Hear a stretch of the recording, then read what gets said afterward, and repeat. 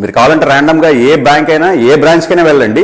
Surface act first టక్ manager గారికి ఎంత ఆనందంగా ఉంటుందంటే ఆయన కూతురు పెళ్లి కార్డులు ప్రింట్ చేయడానికి కూడా అంత ఉత్సాహం చూపించాడు. ఫస్ట్ టక్ అని ముందు 13/2 నోటీసు ఫాలోడ్ బై 13/4 నోటీసు, వెంటనే వెళ్ళి సెషన్స్ కోర్టులో అడ్వకేట్ కమిషన్ అపాయింట్ చేయడం కోసం అప్లికేషన్ పడేయడం, ఫట అయిపోతాయి. ఇదేం ఉన్మాదం అండి, ఇదేం పైశాచికత్వం బ్యాంకులకి. సరే, లీగల్గా మాట్లాడుకుందాం కొంతసేపు. ఒక ఇంటి మీద మీరు అప్పు ఇచ్చినప్పుడు, ఇంటి మీద అంటే ఇంటిని హామీగా పెట్టుకుని, ఇంటిని కొలాటరల్ సెక్యూరిటీగా పెట్టుకుని మీరు అప్పు ఇచ్చినప్పుడు ఆ ఇంట్లో ఉన్న మిగతా వ్యక్తుల్ని ఖాళీ చేయించడానికి మీకేం హక్కు ఉంది?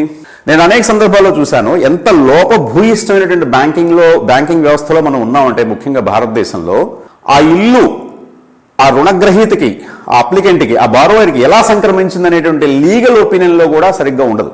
ఎక్కడికక్కడ హడావుడు కదా, డబ్బులు అప్పిచ్చేటప్పుడు గబగబా చేసేసేయాలి. వెంటనే లాయర్ గారికి ఫోన్ చేస్తాడు బ్రాంచ్ మేనేజర్ గారు, ఏమంటే నాకు లీగల్ ఒపీనియన్ రేపటికల్లా కావాలి. దాన్ని లీగల్ ఒపీనియన్ లేకపోతే TSR అంటారు, అంటే టైటిల్ స్క్రూటినీ రిపోర్ట్ అంటారు.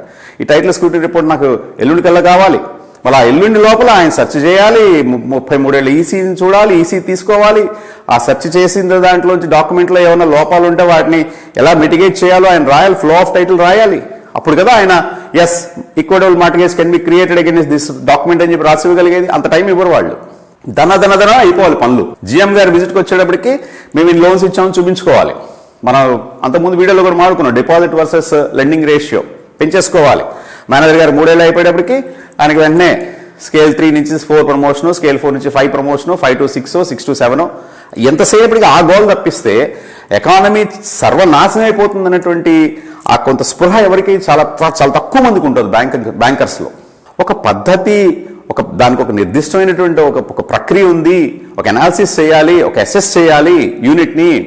ఆ యూనిట్ని అసెస్ చేయడం అనేది అదొక పెద్ద ప్రక్రియ. మళ్ళా ఎక్కడో ఏ మధ్యప్రదేశ్లోనో లేకపోతే ఉత్తరప్రదేశ్లోనో లేకపోతే ఎక్కడ రాజస్థాన్లో ఓ డిగ్రీ చదువుకున్నటువంటి ఒక ఎంప్లాయీ, ఒక వ్యక్తి బ్యాంకింగ్ ఎగ్జామ్స్ రాసేసేసి మీ దగ్గర క్లర్క్ గానో స్కేల్ 1 ఆఫీసర్ గానో వచ్చిన తర్వాత మీరు రాజస్థాన్ నుంచి తీసుకెళ్లి కేరళలో అతన్ని పడేసేసి అతని ఫీల్డ్ ఆఫీసర్ కింద ఒక డెసిగ్నేషన్ ఇచ్చేసేసి నువ్వు వెళ్ళి యూనిట్ ఇన్స్పెక్షన్ చేసేసిరా అంటే అతనికి ఏం తెలుస్తుందండి?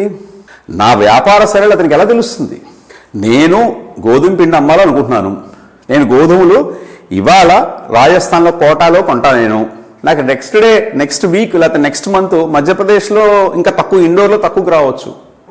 గోధుమలో రకరకాలు ఉంటాయి, లోక్వాన్ అని ఇంకా ఏవో రకరకాలు ఉంటాయి.